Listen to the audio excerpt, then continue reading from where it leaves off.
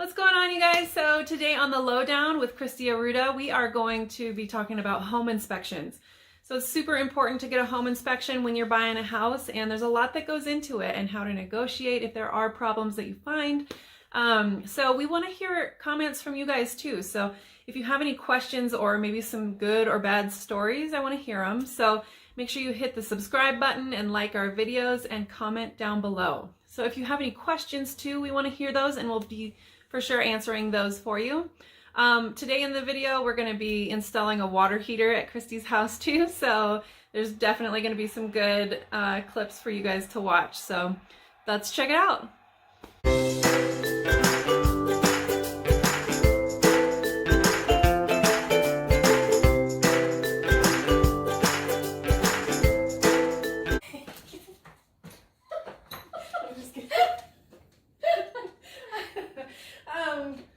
Kristi, I just want to say, I don't know anything about what she's doing. I'm just here for physical support and moral support as needed. All right, so me and Kristi have done a lot of transactions together and apart, and every single one is different. But there's definitely some common things that come up, and you know, expectations to kind of set those expectations up front for the buyer or the borrower of what to kind of expect from the inspection, I guess. Yeah, so once you get into contract and you have an accepted offer and you've deposited your earnest money, the next step, the very first thing that you're going to be doing is setting up an appointment to get an inspection. So it is always recommended to get an inspection on a house. I always recommend it. You don't have to, but and for the most part, from my end, from the loan end, not every time is an appraisal required, but oftentimes we do require an appraisal, and that is kind of the lender's way of doing an inspection of the property. So that is a separate inspection than the thorough inspection you're going to get with Katie as your realtor, and having the inspector go out there. So there are kind of two different types of inspections. Yeah, so on the contract, there's a number of options that you have. You can get a specific inspection for anything. There's fireplace inspection, heater, you can just get a general home inspection, which covers pretty much everything. Pest is required if you're going to do VA loan. Yeah, so you can get an inspection on anything. But I always suggest to at least get a home inspection, and then if any red flags come up on that inspection, then you can dive deeper and get somebody to go in and inspect that one item that had a red flag. So I feel like, oh no. So once you get an inspection, let's just say you're going to go and get just a regular home inspection. So you have somebody, you're going to meet him there. You usually have to pay for it up front. The prices kind of vary depending on the size of the house.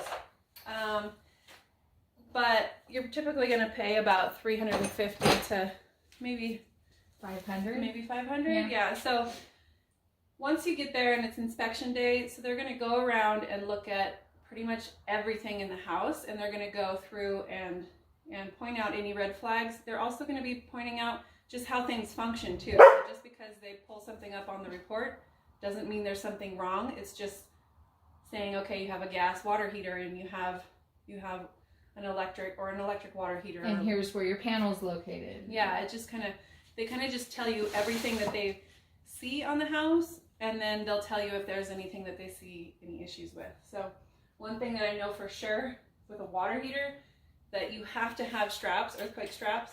So we're in Nevada, and I don't know anything other than Nevada, but you definitely have to have earthquake straps. Earthquake? Did I say it right? I feel like I messed that up. So you have to have earthquake straps, and you do have to have an expansion tank up at the top. And what else with the water heater, I think? They want to see a pan underneath it. Yeah, usually, because this one doesn't have a pan. No. So that's just with the water heater. So do you have any stories of any bad inspections that went through, maybe, that you can talk about? Let me think. Yes, I have plenty of the stories.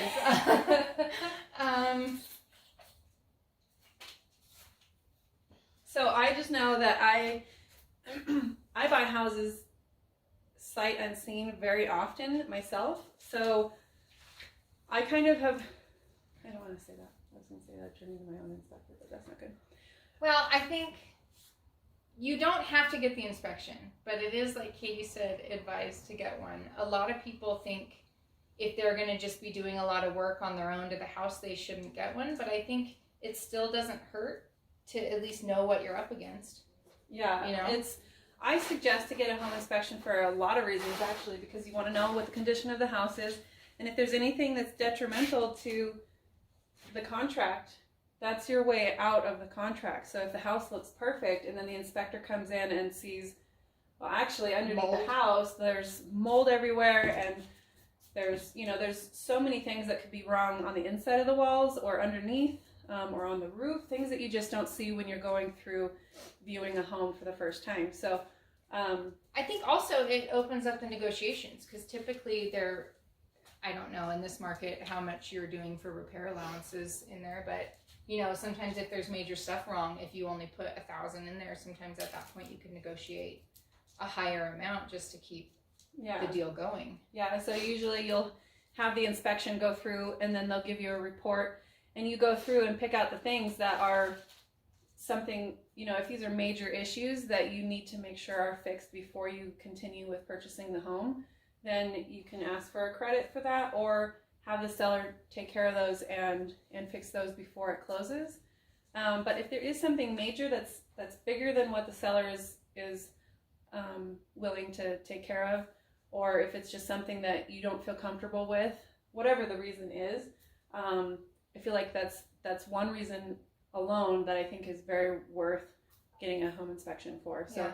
Well, and also speaking of repairs, the appraisal, like I was saying, the other, kind of smaller inspection, if something comes back from the appraisal as needing to be repaired, that needs to be completed to get the loan to go through. So that is something that would need to be, typically the seller would do those items, but that's all negotiating. But that is something that even if they have another buyer come in, unless that's a cash buyer that doesn't have an appraisal, they're going to need to do those items.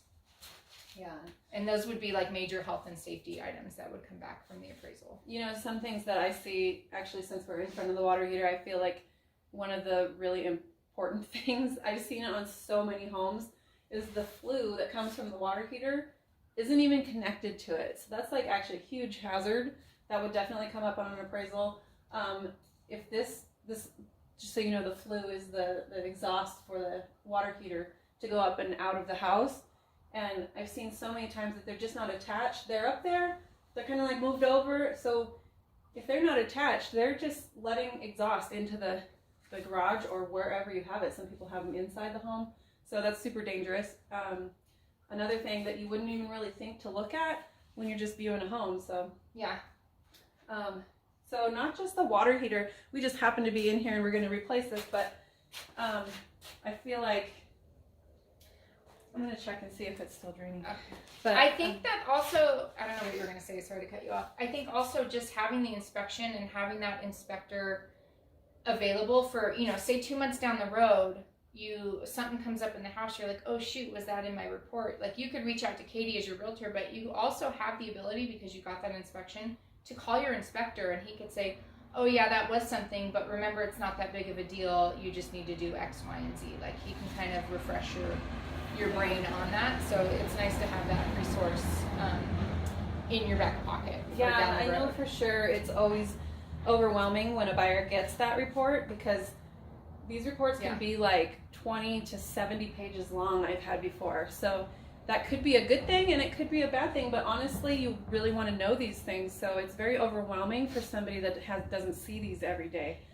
So. And I think that's where you're saying, okay, that's not a big deal. Those are all little things that, don't worry about those, but these big items are something to be concerned about, just to kind of have that voice of reason throughout the whole transaction, because everything is super stressful. Yeah, because they'll point out, there's a crack in the outlet cover, which is just a piece of plastic that covers it.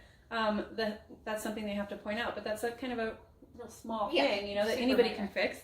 But adding all of these things together, so you have a cracked outlet cover, and then there's a stain on the carpet in the living room, and there's maybe a crack in one of the tiles on the kitchen counter. You know, they point out everything, but when you list all of these things that are wrong with the house, it kind of just sounds like, oh my God, this house is like falling apart. But if you go through your house and point out every single little thing that there may be a little blemish or something small, you know, it's going to add up, and it just kind of sounds like a lot. So what you're doing is trying to weed out all of the stuff that's not totally necessary, you know, to call off a purchase. You're just looking for the things that are really important, that make you feel safe and comfortable, and that the loan will actually close on. So, yeah. Lowdown. This is brutal. Hi, Katie, you're like Superman. I can't even get it to move it off. Are you sure it's supposed to come off? Yeah. If you're going the right direction, yeah. You screw it on. No, I think you're going backwards. Because you'd be screwing it on like this to tighten it. You fucking... I hope somebody points that out in your fucking video. Oh my God. Listen, I went backwards, like the other way, and I'm like, that's weird. It's going too easy. Okay, so you screw it on. That's tight. Let's go this way. Let's try it. Now you tighten it so much. I don't know why you broke on your hand. Oh my God!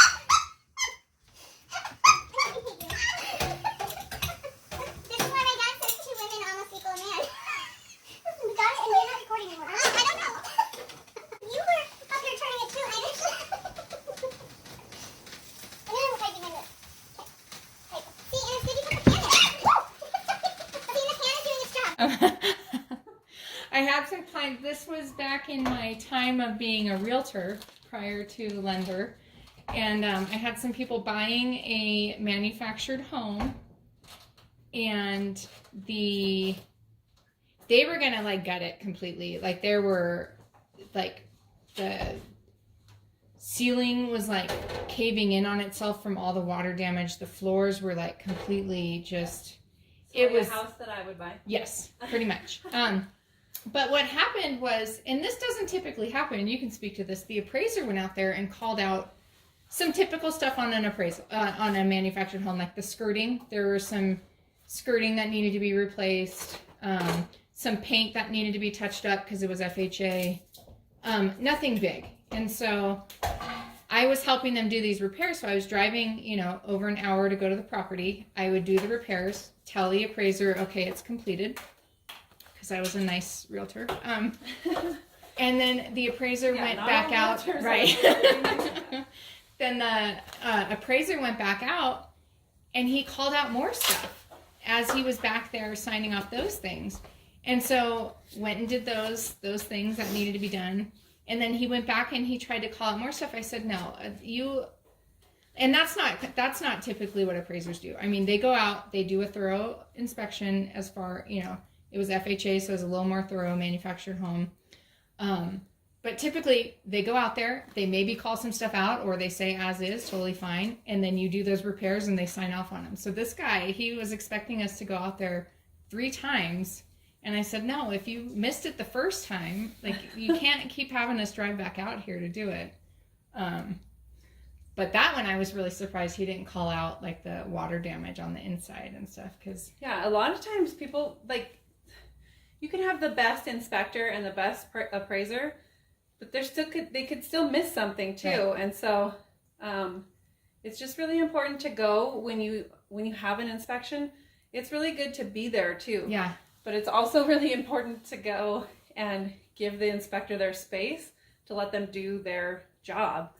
But if you do notice something, or if you have any questions, like that's the time to ask, and you could just point something out and he could find some major issue, you know, so. Yeah, give them the space, but at the end, that's what they're doing. They are going over their findings with you. And so going over everything that's going to be in that report that you're going to get in the next day or two, and pointing it out to you. So if you have questions at that time, they can go walk you to that part of the house and show you. Yeah, and just explain, because they it could sound like a huge issue, and then they could just go and point it out and say, well, you know, you could actually fix it this way, or you're going to definitely have to go and get a professional to take care of this. So it's really a good idea to be there. And most of my clients have always been there, but the few times that they haven't shown up on the inspections, you know, anything can be misconstrued if you're not explaining it exactly how the inspector did it. So if you're not there, then it's on me and the inspector to tell you over the phone, you know, when it's not in front of them. Oh, it just got dark. You know, you just don't want to miss anything. So if I forget to say something, or, you know, if you just miss something and don't notice it on the report, you know, it's really just best to be present during the inspection. I'd say common things though that I heard on most inspections was the expansion tank being missing on the water heater, or no pan under the water heater. What else? Vapor barrier under the house was either damaged or missing. I feel like that was like every house had that come up. Sometimes stuff with the electrical panel would be mixed up, or not covered for the weather. Like it could have water. Like it's not a requirement to have the electrical panel marked for, like, this one is for the hot tub and this one is for the front room and all that, but it is really, really helpful to have it actually marked and written for what every single switch is for, because if you have a major issue in the house and something's on fire, like, trying to find that switch to turn it off is a nightmare. So I know I've had some inspections go where they're a little bit difficult because they found some issue and they were trying to figure out whether or not it was going to that, you know, electrical issues, and they couldn't tell where it went. So that's something that comes up pretty often, I think. Yeah, I had one, speaking of electrical panels, and I don't really know the verbiage of this, you can tell me. They were, like, I don't know, the things that weren't supposed to cross were crossing, like it was totally set up to where it was super dangerous. I don't know if you know what I'm talking about. Like, things were wired totally wrong. Oh, yeah, like, well, I don't remember, but it was like a really big concern. So maybe that was just like a homeowner job. Probably, yeah. And they switched all the amperage. Something, but it was one that we got fixed prior to close for sure, because it was a big concern. See, that's a major thing. Like, if your electrical is switched and then like, that could cause some major issues. So I'm trying to think of anything else. Like, I have stories every time it seems like. Oh, I think also shopping around, I had people selling their home that had a septic tank in it. So they did a pre-inspection of their septic before listing the property, and it needed a new leach field. And so they got a quote from one company that was saying $18,000 to replace it all. And then they got a quote from another company that was saying like $4,500 or something to do the same exact job. So I think also just having a couple names to call around and get quotes from is important. Yeah, that's another good point too, is before you list a house, if you're the seller, is getting pre-inspections, because if you would really want to get the most that you can for your house, and if you know that there's some major issues, go ahead and get those things fixed. Mm-hmm. But having a pre-inspection prior to listing the house is a huge benefit, because then it shows the buyers that you are serious and that you are trying to, make sure that your due diligence was done, and you're really trying to present the home in its best, and you fixed all the major issues. But, if you are a buyer, it is still, even though they got a pre-inspection, it is still suggested that you get your own inspection. It just depends on how comfortable you feel. If you can get a copy of that other inspection, and if it was done, very recently via like a reputable inspector, and you trust it. But I think still get your own, but I see a lot of times that they just use that one. But I've seen that happen. Somebody gets a pre-inspection done, and then the buyer's inspector comes in and finds a whole list of other stuff, just because inspector to inspector, they might point out maybe the little crack in the cover plate that the first inspector didn't, so it makes it look a lot worse. Yeah, if a pre-inspection was done and then the seller did go and get a number of things fixed, you don't know if it caused more issues getting those things fixed, or which can definitely happen. And then, you know, having this new inspection when you're a buyer come in, it could, you know, make sure that everything was done correctly. Just because they fixed it doesn't mean it was done right too. Well, and that second inspector that you paid for is working on your behalf. So when you have questions 3 months down the road, you can call them because you're their client at that point. Yeah, that's really important. Okay. How's this water heater coming? It's coming. I need a bucket. Do you have a bowl? Yes, I have a bucket and a bowl. Well, how big? Do you want a bucket or a bowl? Just a little one. Look, I have this gray bucket. Is this too big? It's just dripping still. It Is doesn't this- want to shut off completely. That's probably too big. Too big? Do you Okay. have How about this little bucket? this little bucket? This little bucket. That one's too small. Okay. All right, I This got one's that disconnected. just right. Now I have to cut this copper pipe. We're gonna get this thing out of here. Okay. Let's get it out. So you're cutting the pipe. Do you ever lay the pipe? I lay the pipe. I do a good job laying the pipe. Oh boy. Where's my? You got me all flustered. Where's my Oh boy. tool? I got a doohickey. She got a doohickey and a thingamabob. I got it. I was doing it. Where are you? Did you set it on something? What is it? Let's do some funny faces in front of the camera. Okay, let me go throw this in the fridge real quick, if that's okay. Where the hell is it? What the hell? Hey, here's my coffee.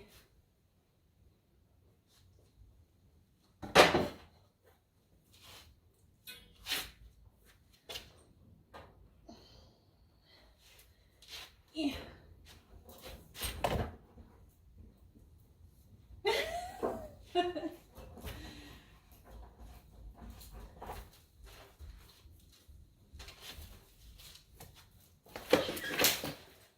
Would you like a beverage? Yes, I would. I have a thing on the bob and it's gone. It's a little thing. It's like this. What does it do? What is its job in life? This one, can I have this one? Oh. It's not your normal white monster can, but I it's kind know. of similar. Sure, I'll hop in. Let's get a sponsor. Watch out for this thing. It's snapping. It's good. It's fine. I like it. What's the slogan? Don't you know the commercials? No. I know ours. Stupid. And that's And that's just the tip.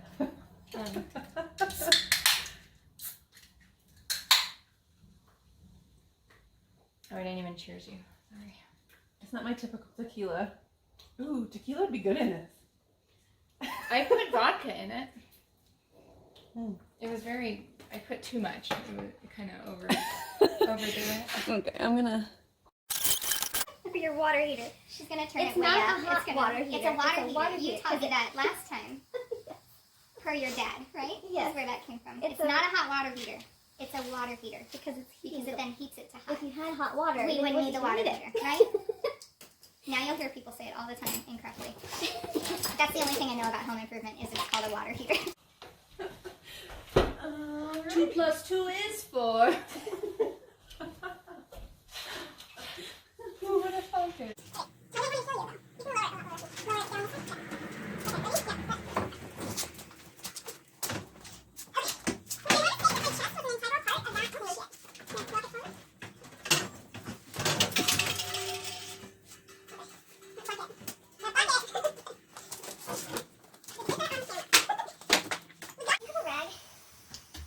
What is it being used for? I have this awful toilet paper. That's fine.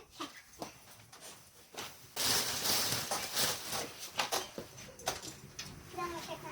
It's like half ply. I feel like that's the only thing that's at the store. No. But you get lucky still.